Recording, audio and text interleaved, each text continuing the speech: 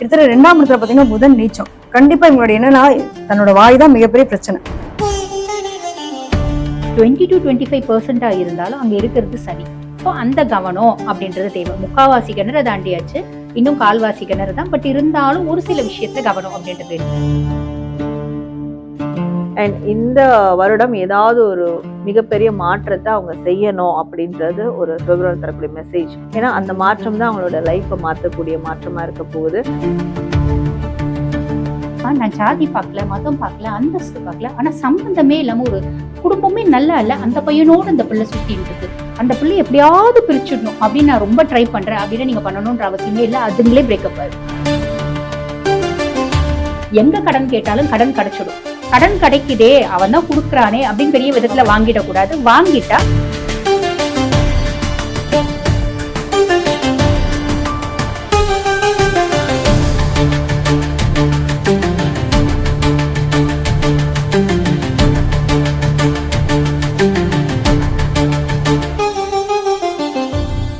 அடுத்த ராசியான கும்பம் ராசி. கும்பம் ராசிக்கு எப்படி இருக்கும்? கும்பராசி ரொம்ப ரொம்ப ரொம்ப ரசிக்கக்கூடிய ராசியாக இந்த வருடம் இருக்கும். 2026 உறவுகளில் ரொம்ப ஒற்றுமை இருக்கும். ஆசைகளை ரொம்ப அழகாக நிறைவேற்றிக்கிட்டே இருப்பாங்க. அவங்க ஆசைகளுக்கு ரொம்ப சக்ஸஸ் கொடுக்கக்கூடிய வருடமாக இருக்கும். அதே சமயம் நிறைய குடும்பத்துடன் பொய் சொல்லுவாங்க, குடும்பத்தினரிடம் பொய் சொல்லுவாங்க, மறைப்பாங்க. அந்த மறைத்தல் கூட அது அவங்களுக்கு ரொம்ப சுவாரஸ்யமான ஒரு மறைத்தலாக இருக்கும். அடிக்கடி வீட்டுக்கு விருந்தினர்கள் நிறைய பேர் வருவாங்க.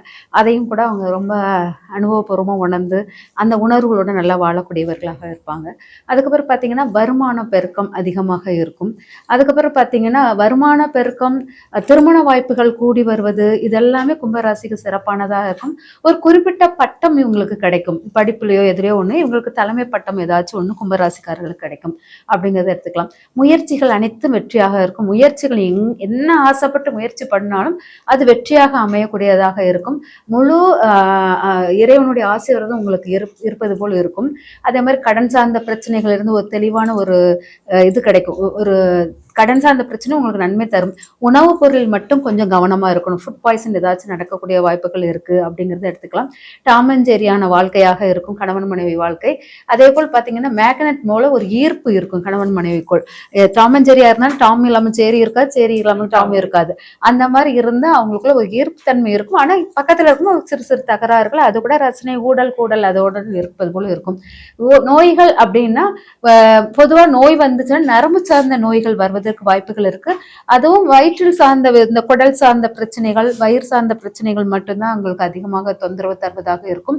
அதுக்கு பெருமாள் வழிபாடு கொடுப்பது, பெருமாளுக்கு நெய்வேத்தியம் பண்ணுவது, நெய்வேத்தியம் பண்ணி தானம் பண்ணுவது, அந்த மாதிரி பண்ணுவது சிறப்பாக இருக்கும். கண்டிப்பாக உணவு தானம் ரொம்ப முக்கியமானது. மீன்களுக்கு பொறி வாங்கி போட்டால் உறவினர்களுடைய பிரச்சனைகள் தீரக்கூடியதாக இருக்கும். அதுக்கப்புறம் பார்த்தீங்கன்னா உங்களுடைய முயற்சிகள் அனைத்து வெற்றி, தைரியம் ரொம்ப அதிகம். எதை எடுத்தா இதுல இன்வெஸ்ட் பண்ண நான் சக்சஸ் ஆயிடுறேன், இதை யார் தடுக்காதீங்க அப்படிங்கிற மாதிரி உள்ளுக்கு இறங்கி விளையாடுவாங்க.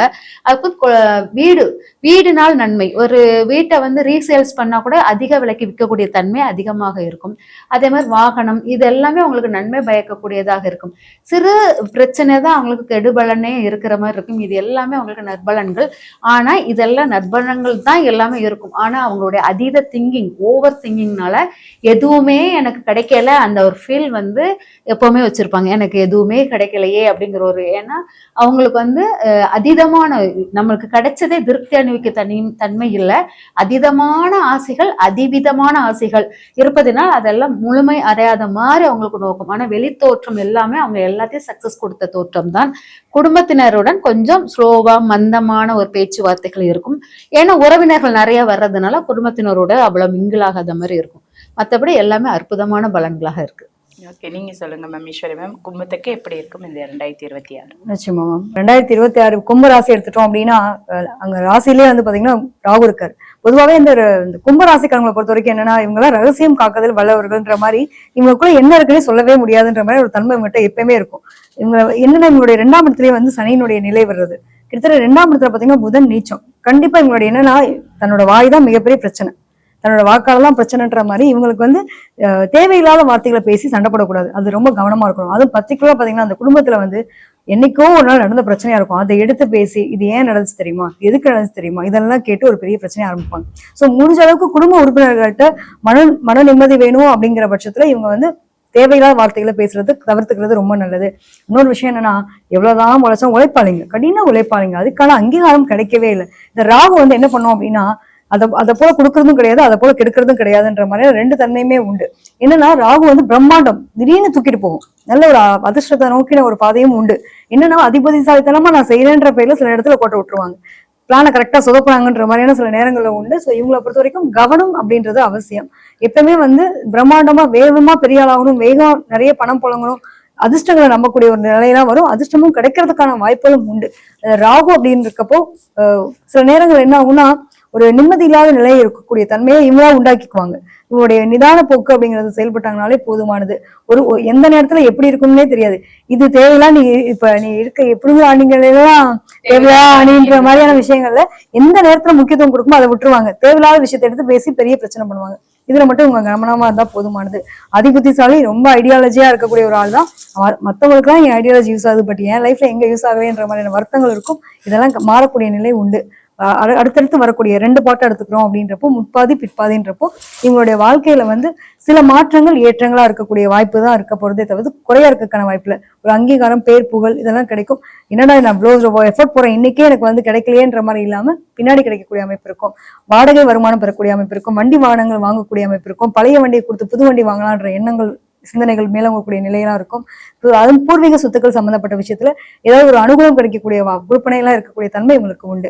என்னன்னா ஒரே விஷயம், உங்களை வந்து ஹெல்த்ல ஆரோக்கியத்துல ரொம்ப கவனமா இருக்கணும். அஜீரண கோளாறுகள் சம்பந்தப்பட்ட விஷயமும் அதே மாதிரி இவங்களுக்கு வந்து ஜெனட்டிக்கான தொடர்புல ஏதாவது தொந்தரவு அவங்க குடும்பத்துல இருக்கு அப்படின்னா இவங்க அவங்கள டெஸ்ட் பண்ணி பார்த்துக்கணும். இந்த டைம் பீரியட்ல அது ஒரு தொந்தரவு கொடுக்கும். இதுல மட்டும் கரெக்டா இருந்தாங்கனாலே போதுமானது. மற்றபடி பெரிய பிரச்சனைன்றதுல பிள்ளைங்கள் மூலமா ஒரு மகிழ்ச்சி அடையக்கூடிய சூழ்நிலையும் உங்களுக்கு கிடைக்கப்படக்கூடிய காலகட்டமா இந்த 2026 இருக்குங்க. ஓகே மேம், ரொம்ப அழகான தெளிவான விளக்கங்களை கொடுத்தீங்க. மேம் நீங்க சொல்லுங்க, கும்பத்துக்கு இந்த 2026 முற்பாதி பிற்பாதி எப்படி இருக்க போகுது? சனியை பொறுத்த வரைக்கும் சனி பாத சனியா இருக்காரு அப்படின் போது 7 நாட்டு சனியினோட கடைசி பகுதியில இருக்காங்க. அப்ப சனி வந்து பாருங்க ஆல்மோஸ்ட் 100% கிடைக்கக்கூடிய பொசிஷன் இல்ல, ஜஸ்ட் 20 to 25% கிடைக்கக்கூடிய பொசிஷன்ல தான் இருக்காரு. 20 to 25% இருந்தாலும் அங்க இருக்கிறது சனி.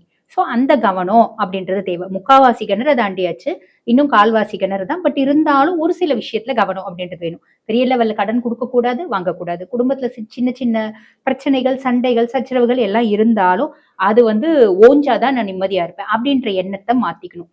அஃபிஷியலி சில பல காம்ப்ளிகேஷன்ஸ் வரும். சின்ன ஒரு ஈகோ கிளாஷஸ் அப்படின்றது ஹையர் அஃபிஷியல்ஸ்க்கும் இவங்களுக்கும் வரத்துக்கு வாய்ப்பு உண்டு. இதுவும் கடந்து போகும் அப்படின்னு ஃப்ரீயா விட்டுடணும். நெய்பர்ஸோட ஒரு நல்ல உறவு முறை அப்படின்றது இருக்காது.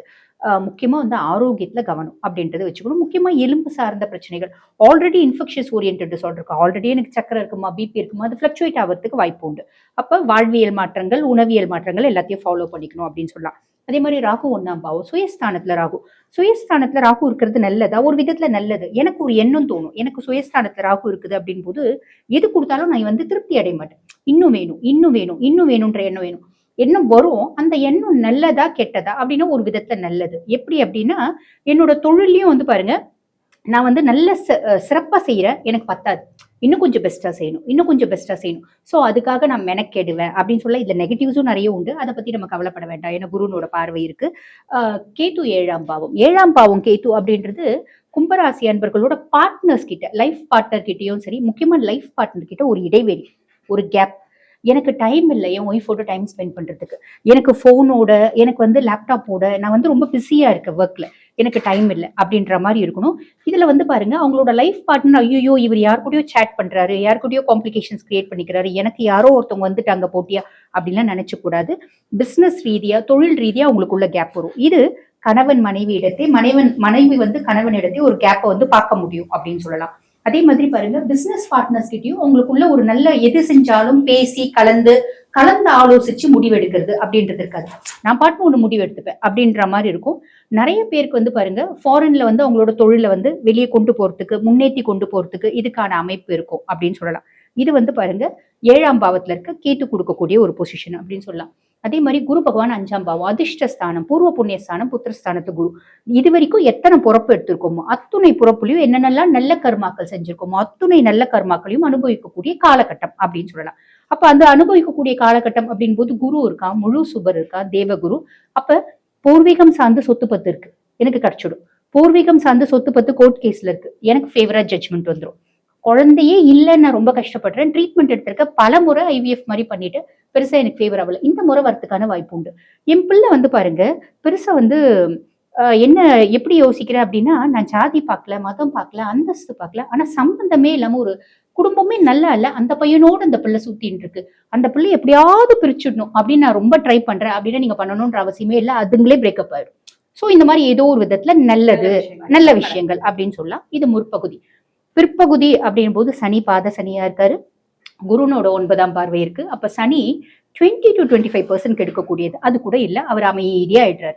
ஸோ அவரை பத்தி நம்ம கவலைப்படணும் அப்படின்ற அவசியம் இல்லை. ஜென்ம ராகுவை பத்தி நம்ம யோசிக்கணும். ஜென்ம ராகுவை பத்தி யோசிக்கணும் அப்படின் போது விஷயம் இன்னும் வேணும்ன்ற எண்ணம் இருக்கு பாத்தீங்களா, அந்த இன்னும் வேணும்ன்ற எண்ணம் எந்த அளவுக்கு இருக்கோ அப்படின்னா எதுலையுமே சாட்டிஸ்பாக்சன் இருக்காது. நான் தூங்காம கொள்ளாம பயங்கரமா பாடுபடுவேன். அலெக்சாண்டர் நம்ம கதையை படிச்சிருப்போம்.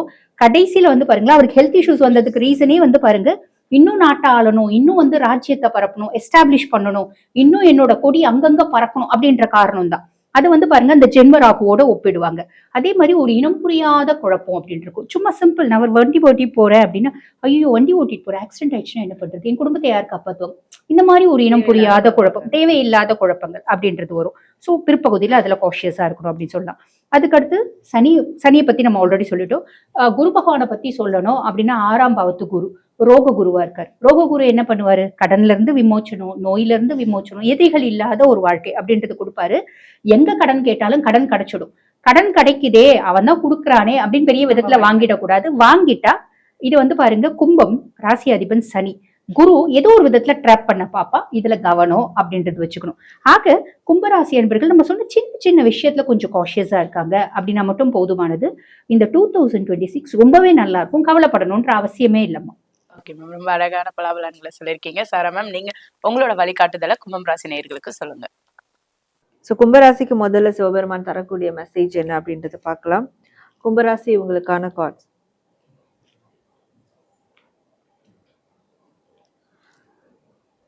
ஸோ சிவபெருமான் இவங்களுக்கு தரக்கூடிய மெசேஜ் என்ன அப்படின்றது பார்க்கும்போது, ஃபர்ஸ்ட் இவங்க வந்து எதை சரி செய்யணும் அப்படின்ற ஒரு விஷயத்த கொடுக்குறாரு. இவங்களுக்கு வந்து சொல்லுவாங்க, வாயில தான் சனி, நாக்குல தான் சனி, அந்த மாதிரி தான் இவங்க பேசுற வார்த்தைகள் பிரச்சனைக்குரியதா மாறும். இதுக்கு முன்னாடி அப்படி மாறினது, இனியும் அதை கட்டுப்படுத்தலைன்னா இந்த 2026ஆம் ஆண்டு பெரிய விளைவுகளை அவங்க சந்திக்க நேரிடும் அப்படின்ற ஒரு மெசேஜ் வருது. இன்னொன்று, இது வரைக்கும் அப்படி இருந்துட்டேன், ஆனால் இதுக்கு மேலே இருப்பனான்னு தெரியல அப்படின்ற அவங்களுக்கே ஒரு எண்ணம் வருதுன்னா, ஸோ அதுதான் அது நடக்கக்கூடிய ஒன்றா இருக்கு. அப்போது அந்த இது எல்லாமே த்ராட் சக்ரா இம்பேலன்ஸ்டால தான். என்ன பேசுகிறோம் என்ன பேசக்கூடாதுன்னு தெரியாமல் நம்ம வந்து வாயில வர வார்த்தைகளை வெளியே சொல்றது. ஸோ அப்போ அந்த விஷயத்த கண்ட்ரோல் பண்ணணும். அதை கண்ட்ரோல் பண்ணால் மட்டும்தான், ஏன்னா அதை சார்ந்து வாய்ப்புகள் கூட தட்டி பறிக்கப்படலாம், நல்லது செய்ய போய் கூட அது கெட்ட விதமாக போற்றே ஆகலாம். அப்போ அந்த த்ராட் சக்ரா அந்த பேலன்ஸ் வந்து அவங்க பண்ணணும். அதனால சில விஷயங்கள் என்னால் லைஃப்ல முன்னேற முடியல அப்படின்னு இருந்தாலும் இந்த ப்ராசஸ் செய்யறதுனாலையும் அவங்களுடைய அந்த வாய் வார்த்தைகள்னால, ஸோ அவங்களுடைய ஸ்பீச்சாலேயே அவங்களுக்கு இதற்கு மேற்கொண்டு இந்த வருடத்துல நிறைய புதிய நன்மையான வாய்ப்புகளை அவங்கள வந்து உருவாக்கிக்க முடியும், வர வைக்க முடியும். அண்ட் இந்த வருடம் ஏதாவது ஒரு மிகப்பெரிய மாற்றத்தை அவங்க செய்யணும் அப்படின்றது ஒரு சிவபெருமான் தரக்கூடிய மெசேஜ். ஏன்னா அந்த மாற்றம் தான் அவங்களோட லைஃப்பை மாற்றக்கூடிய மாற்றமா இருக்க போகுது. அது யார் யாருக்கு எந்தெந்த விஷயங்கள் இருந்தாலும் சரி, ஆனா ஏதோ ஒரு பெரிய மாற்றத்தை, ஒரு டிரான்ஸ்ஃபர்மேஷன் மாதிரியான மாற்றத்தை இந்த வருடம் அவங்க மேற்கொள்ளணும். தைரியமா சிவபெருமானுடைய துணையோடு அவங்க மேற்கொள்ளலாம். அதுதான் அவங்களுடைய வாழ்க்கைக்கான ஒரு டேர்னிங் பாயிண்டா இருக்க போகுது அப்படின்றது அவங்களுக்கு வரக்கூடிய சிவபெருமான் மெசேஜா இருக்கு. ஸோ கும்பராசி உங்களுக்கான கார்ட்ஸ். வராகியம்மன் தரக்கூடிய மெசேஜ் என்ன அப்படின்னு பார்க்கும்போது, இவங்களுடைய உணர்வுகளை வந்து அவங்க ஃபோக்கஸ் பண்ணணும். ஸோ நம்ம உணர்வுகள்லயே அஷ்ட உணர்வுகள் அப்படின்னு இருக்கு. 8 வகையான உணர்வுகள் நம்மளுக்கு இருக்கு. அந்த 8 வகையான உணர்வுகள் ஏன் அவங்களுக்கு வருது, எதனால வருது, அதுக்கு ரீசன் என்ன, எல்லாமே அவங்க வந்து தெரிஞ்சு அதை கன்சிடர் பண்ணணும். அதை ஃபோக்கஸ் பண்ணா மட்டும்தான் அவங்களுக்கு நிறைய புரிதல்கள் வந்து ஏற்படும். அண்ட் இந்த உலகத்தை எப்படி டீல் பண்ணணும் அப்படின்ற ஒரு விஷயத்தையும் தெரியும். அட்லீஸ்ட் உலகம் இல்லைனா கூட அவங்களுடைய ஃபேமிலி கம்யூனிட்டி சார்ந்த விஷயங்கள். ஸோ இந்த அஷ்ட உணர்வுகளையும் அவங்க வந்து கன்சிடர் பண்ணணும். ஒன்று. இன்னொன்று, அவங்க இதை ஏன் பண்ணணும்னா அவங்களால ஒரு விஷயம் முடியும். அதாவது இருள் சூழ்ந்த இடத்த கூட ஒளிமயமா மாற்ற முடியும். அந்த மாதிரியான மனிதர்களை கூட லைட்னஸாக மாற்ற முடியும். ஸோ அப்போ அவங்களுக்குள்ள அந்த தன்மை இருக்கு. அப்போ அதை ஃபர்ஸ்ட் அவங்களுக்குள்ள இருந்து அதை வெளிக்கொண்டு வரணும். அவங்களுடைய அந்த இருள் சூழ்ந்த உலகத்தை வெளிச்சமா மாற்றணும். அதனால மற்றவங்களுக்கும் அதனால பெரிய விதத்துல நன்மைகள் நடக்கும். இவங்களால மற்றவங்க வாழ்க்கையும் மாற்ற முடியும். ஸோ இதுக்கு இந்த ப்ராசஸ் செய்யணும் அப்படின்றது. இதுக்கு இன்னும் ஈஸியான ஒரு ரெமெடி மாதிரி நம்ம சொன்னோம்னா, ஒரு பௌர்ணமியும் இவங்க வராகி அம்மனை நினைச்சு தனக்குள்ள ஏற்படுற அந்த பௌர்ணமி டைம்ல அந்த 8 வகையான உணர்வுகள் அந்த நாள்ல என்னென்ன வருதுன்றத கொஞ்சம் நோட்டீஸ் பண்ணணும். ஒரு விளக்கேற்றி வச்சியோ அவங்க உட்காந்தாங்கன்னா கண்டிப்பா அது வந்து அனலைஸ் பண்ண முடியும் அவங்களால.